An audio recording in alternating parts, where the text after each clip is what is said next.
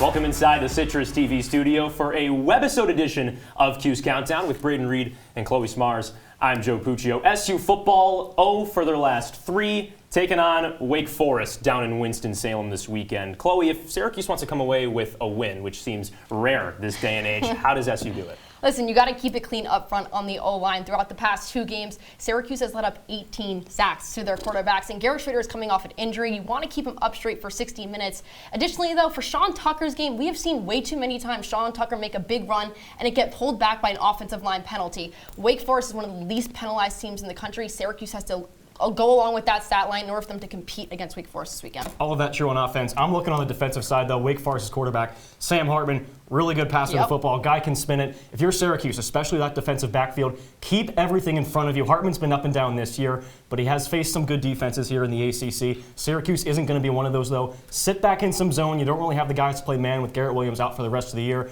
Keep it in front of you. Let him take those short check down routes. Come up and make a play. SU, a good pass defense. The rush, not so much. Florida State had a field day inside the JMA Dome last year. So, Braden, let's get a score prediction for this game. SU going down to Wake Forest. The Demon Deacons were once in the top 25. Does SU get the job done and give fans a little bit of hope in November? Well, SU reeling. Wake Forest is reeling as well. I am going to go with the Demon Deacons, though, 30-17 in this one.